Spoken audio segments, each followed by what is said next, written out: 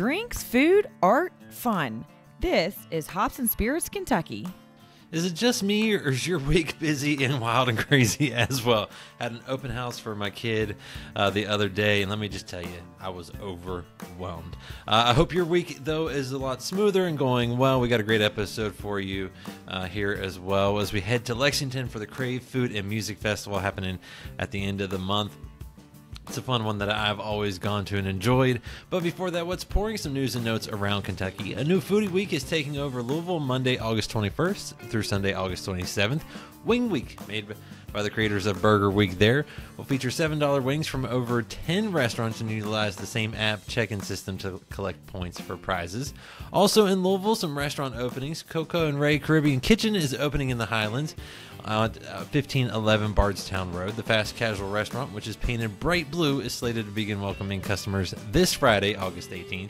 The menu includes traditional Jamaican dishes like jerk chicken and American staple fusions like an oxtail grilled cheese sandwich.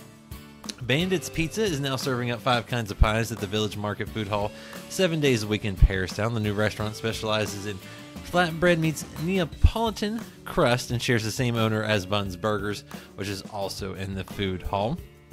Molson Coors Beverage Company, the country's second largest beer company, has reached an agreement to acquire Blue Run Spirits, the Georgetown, Kentucky-based producer of bourbons and whiskeys. The deal represents another step in Molson Coors' evolution as a total beverage company, while providing Blue Run with resources to continue its growth. Blue Run recently unveiled the first look of its new $51 million distillery slated to open in 2025 next to Country Boy Brewing there in Georgetown. Coming along for the venture is Blue Run's co-founder and CEO Mike Montgomery, who will maintain his role at this distillery as well as join Coors Spirits Co. as its vice president. And the University of Kentucky's James B. Beam Institute for Kentucky Spirits, that's a mouthful, officially opened its doors earlier this month, elevating the institute's impact on research, workforce development, education, and outreach. Since 2019, the institute has served as the industry's research and development vehicle, pursuing its mission to ensure the welfare and prosperity of Kentucky's spirits industry. Through teaching, research, and outreach, the Institute promotes economic sustainability, environmental stewardship, and responsible consumption. The new UK campus facilities include a research distillery building with a 30-foot column still as the centerpiece, and the Independent Stave Company Boswell Family Barrel Warehouse. The maturation facility allows the Beam Institute to experiment with barrel aging spirits produced in its research distillery. It's pretty cool to see. Up next is our Q&A with the folks behind the CRAVE Food and Music Festival. We chat with Chris Eddy, publisher from Smiley Pete, to see what's happening this year. Enjoy. Remember to check out Hops and Spirits on social media at Hops Spirits, all one word, on Instagram, TikTok, Facebook, and Twitter. You can also find Hops and Spirits on YouTube and at hopspirits.com. Joining us for our Q&A this week, he's technically the publisher for Smiley Pete Publishing, but they do more than just put out magazines. They got a cool event coming up here in just a little bit, and that's the CRAVE Food and Music Festival in Lexington. Let's welcome in Chris Eddy. Hey, Jonathan. Thanks for having me.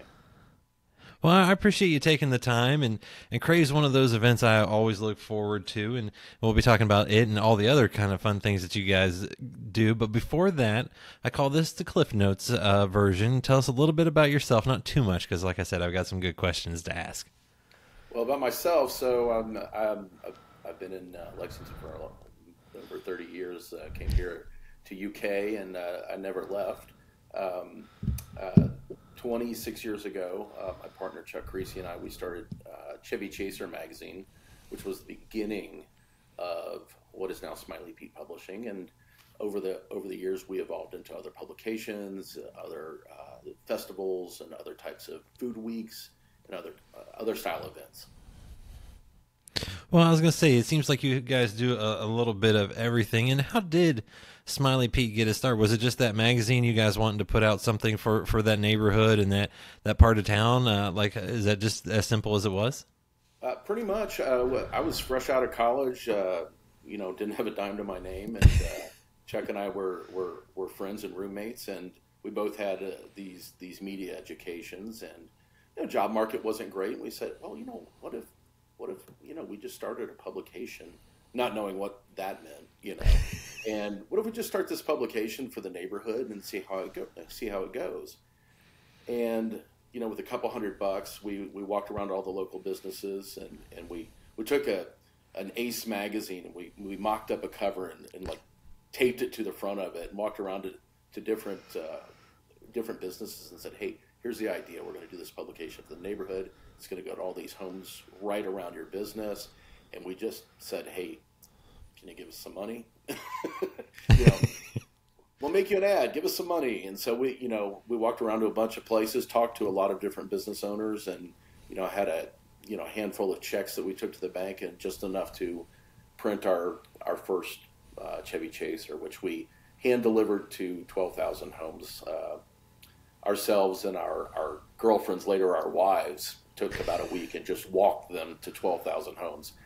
And obviously that wasn't sustainable long term, but it got us started.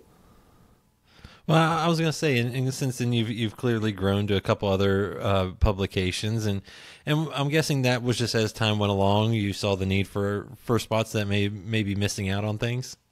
Sure. So about 22 years ago, we saw the south side of town and Hamburg area were both growing, and we kind of looked at those two areas, and we chose the south side to start another publication that's very similar in nature to what we did with Chevy Chaser, but that highlighted that end of town. And so as that area grew up and filled in and eventually matured, so did the publication.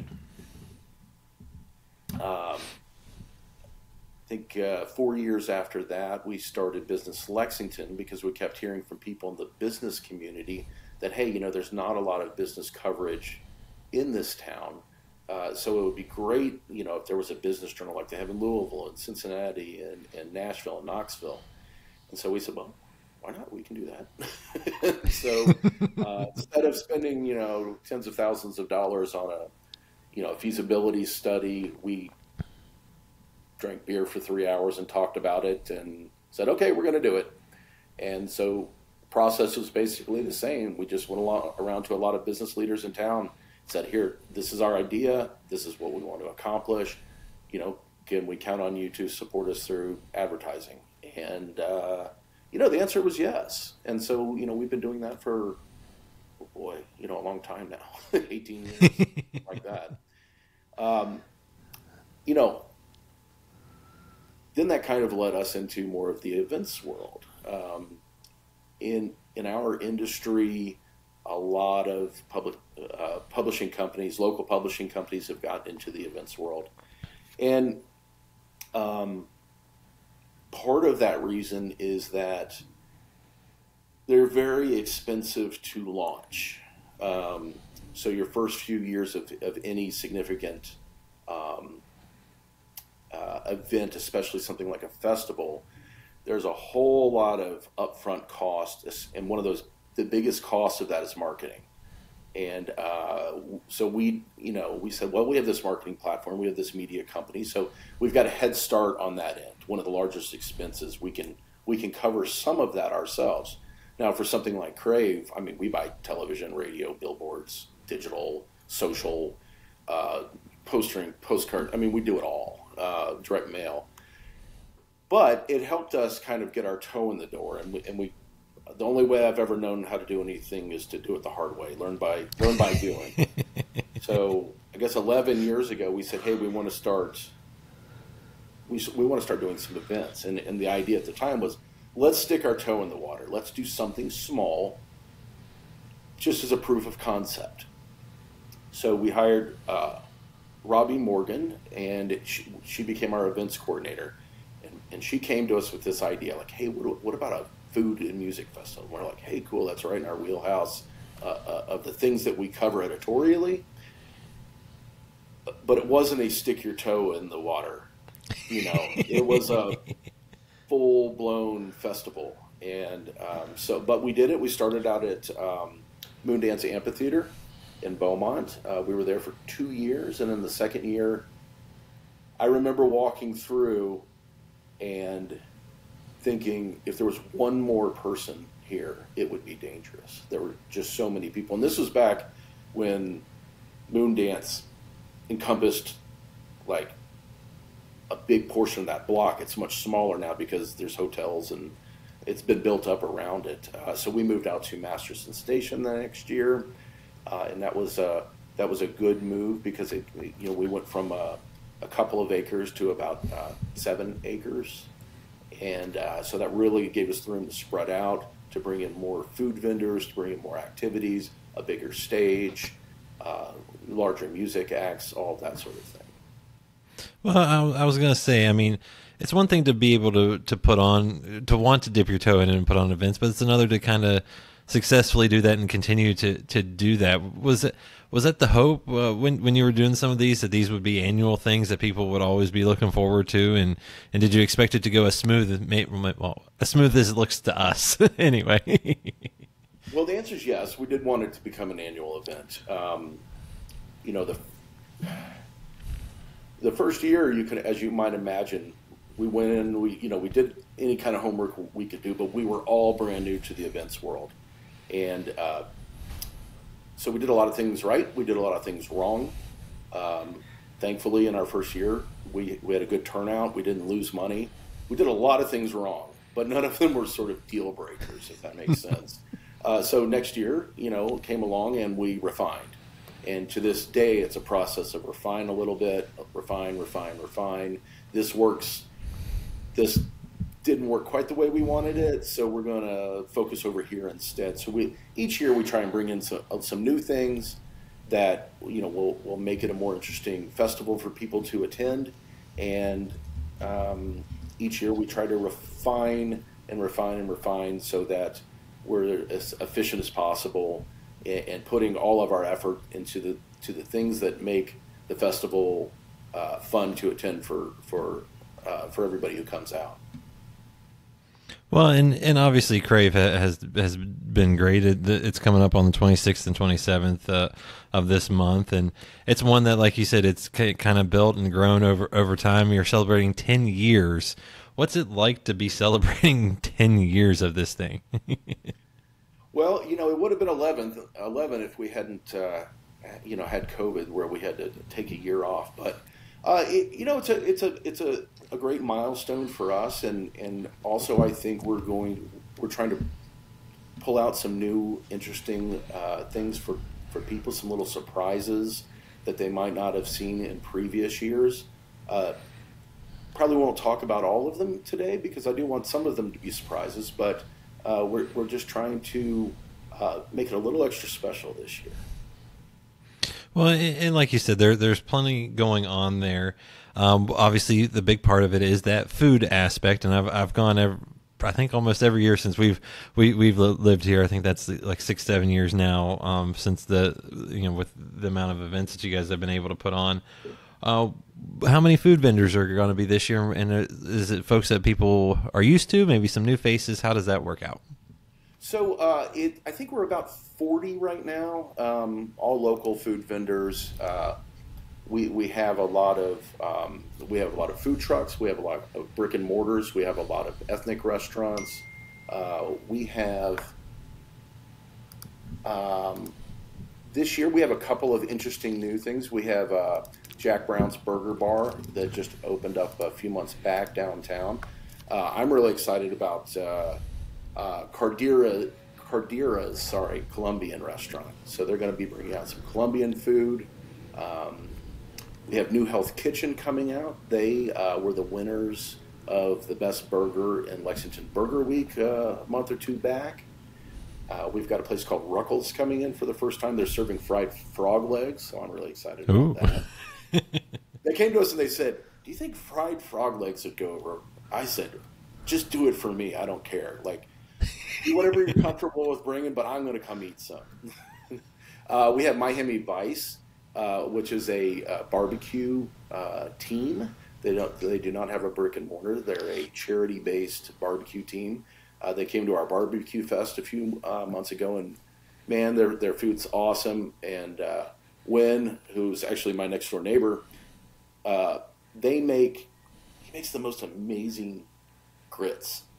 So he does these grit bowls, but they put cream cheese in the grits, and they're just incredible.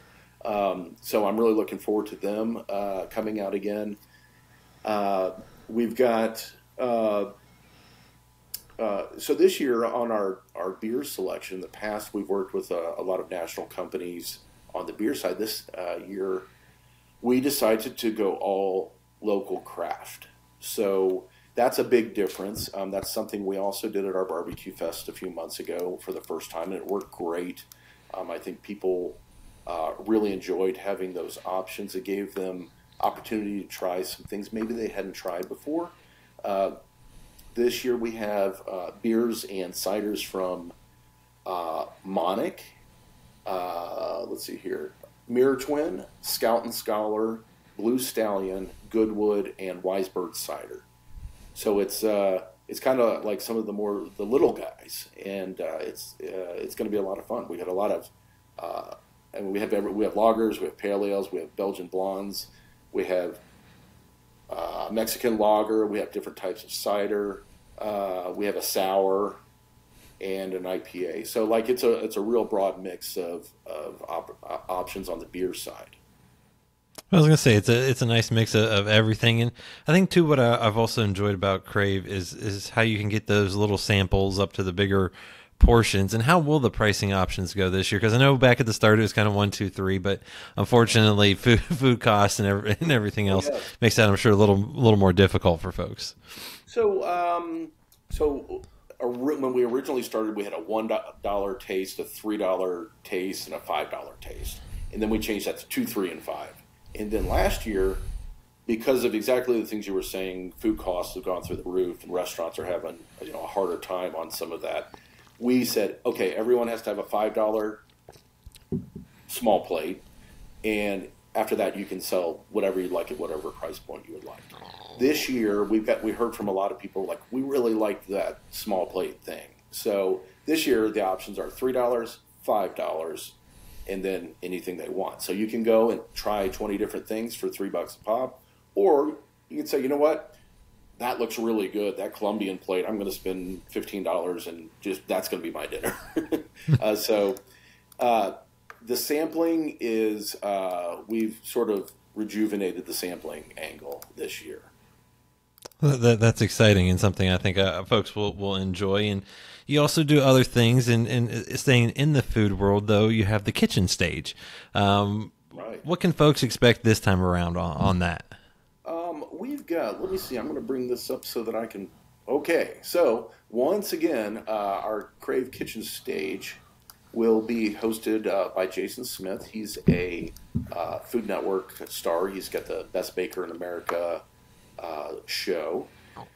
So we've got a full lineup. So on Saturday, we've got a Murray's Cheese charcuterie and bourbon pairing. We have Jason Smith is going to be doing a cooking with spirits demo. He's going to, Black Soil is going to host a seasonal CSA cooking.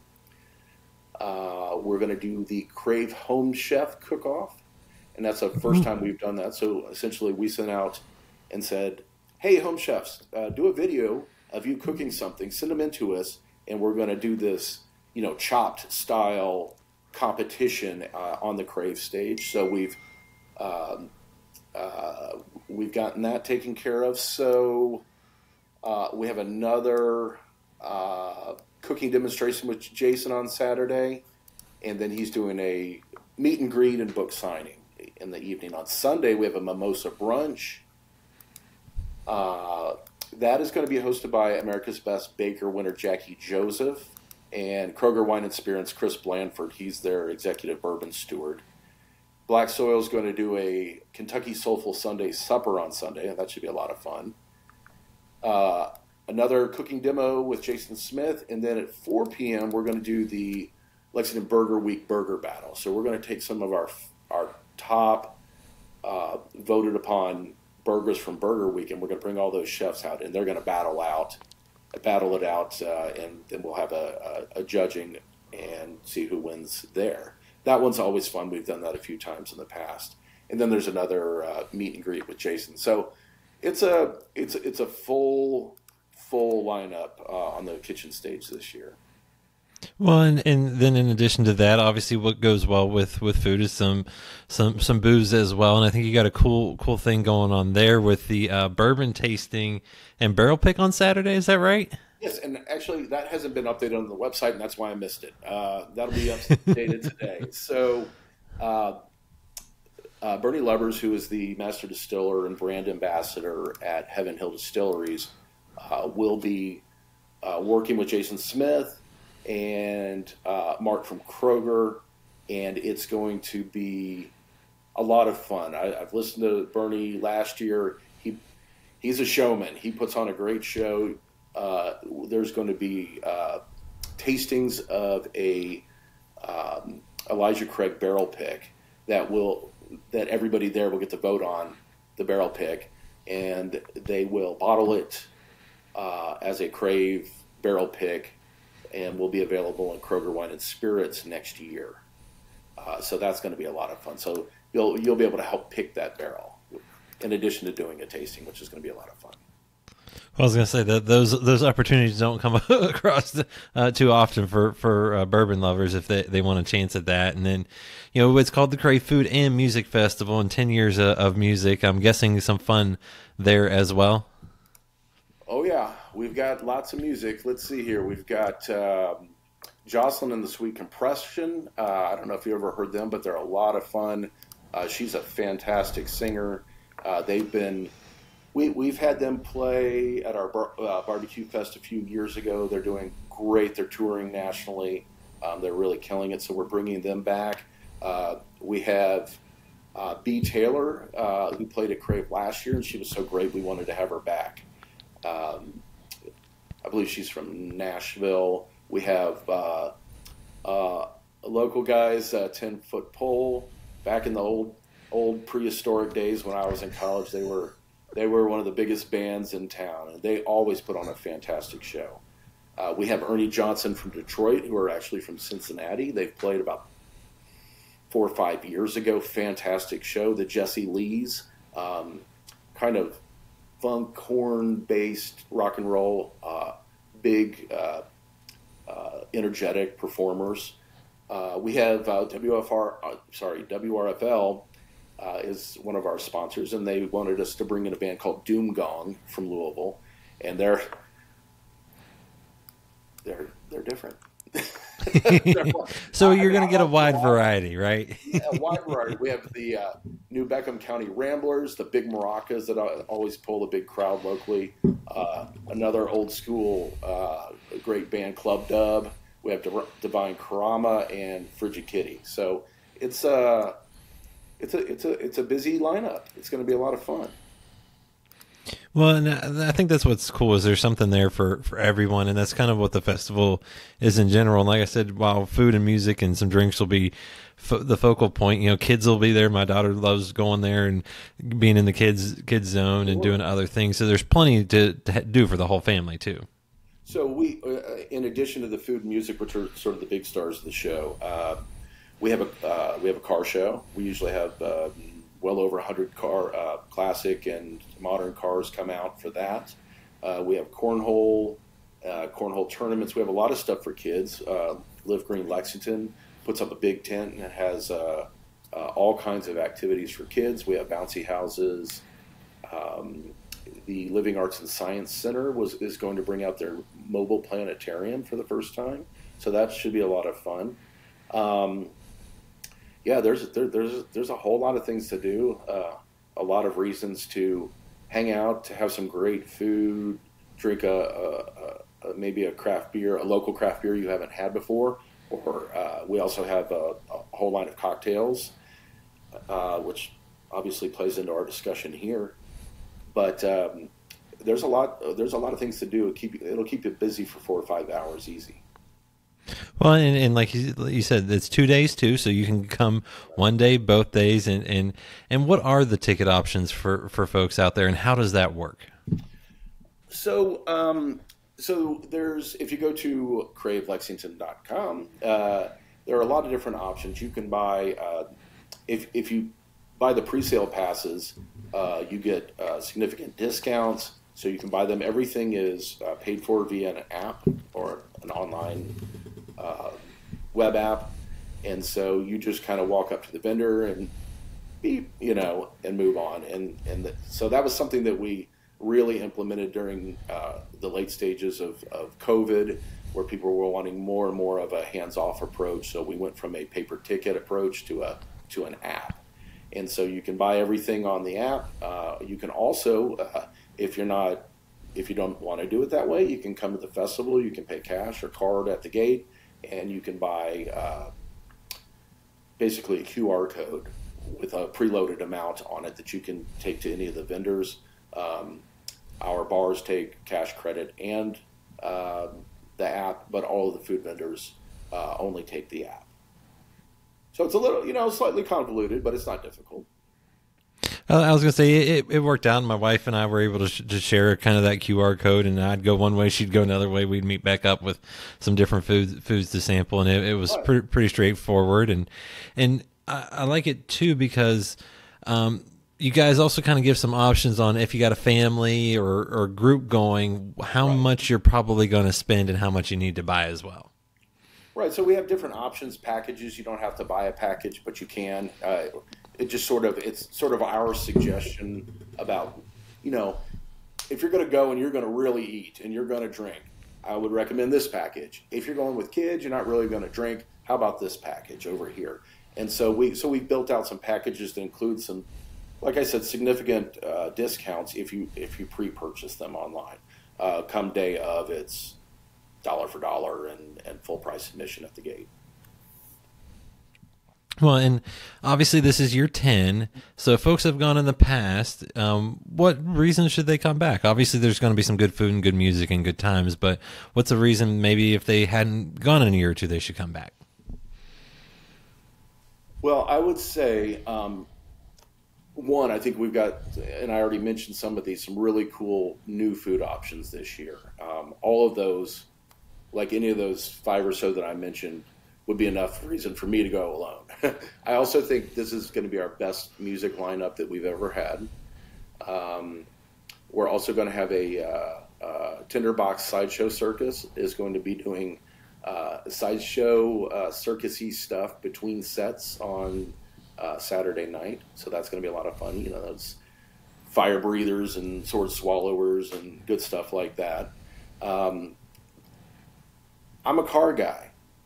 I love cars. And so that was something that we implemented very early on, was the car show aspect. And, cars aren't for everybody. I get that. But it's a nice thing to just wander through and check out while you're there. People who want to bring their car out, there's no charge to do that. You get to come in and hang out with a lot of like-minded people and, eat well, drink well, listen to music, and talk cars. And if you're not all that into cars, just wander through and check them out. It's a lot of fun. I was going to say, like I said, it's something that my wife and I have enjoyed, and now our daughter enjoys it too. And that's not, CRAVE isn't the only thing you guys have going on. You've got some other things coming up, a few that have already wrapped up for the year, but I know you got I believe a new one, the Lexington Bourbon Week, happening in November. Anything else coming up as well? And what is the Bourbon Week? Well, so to be honest with you, we are still working on the details of Lexington. Right now, we do have Heaven Hill. We have a wonderful relationship with Heaven Hill, and they'll be our presenting sponsor for Bourbon Week. And we're bringing on other distilleries as we speak, and restaurants and bars. Now, it's going to work something like our other food week. So we do Lexington Burger Week, we do Pizza Week, we do Taco Week, we do Boutique Week. So we have sort of the basic outline. It's going to work like each restaurant or bar is going to have we're giving them a lot of leeway. It could be a craft cocktail, a bourbon-based craft cocktail. It could be a glass of something unusual that they get a special shipment in for. We're going to be pairing the distilleries with the bars and restaurants so that they can do something really cool together. And in addition, each restaurant and bar that's participating will have an Elijah Craig Old Fashioned. So they'll have their take on the Old Fashioned. So they'll have at least 2 drinks at each restaurant and bar. We are also working on some Some side events that I can't really talk about yet because we haven't completely figured out. We haven't put them in stone yet, but we're looking to do some really fun bourbon, tasting type events along with that. And unlike our other food weeks where it's $7 taco or $8 burger, whatever that is, there will be no price point on this because we really want the bars and the distilleries to have a lot of leeway in making something just really cool, and sometimes that's hard to do at a certain price point. So we'd rather go for the interesting and cool factor than the price factor on this. Well, it sounds like that'll be pretty cool. And, obviously putting on those weeks and then something like CRAVE, what's the response like from the businesses that are a part of it? Because the reason I ask is obviously folks will be like, oh, there's a week for everything. They're not as much fun as they used to be when people are still going out and enjoying them. I know Burger Week's always something that my wife and I circle on our calendar, and CRAVE as well, and some others. So clearly we're liking them. I'm guessing the community and businesses are too. Yeah. So, it was when we started.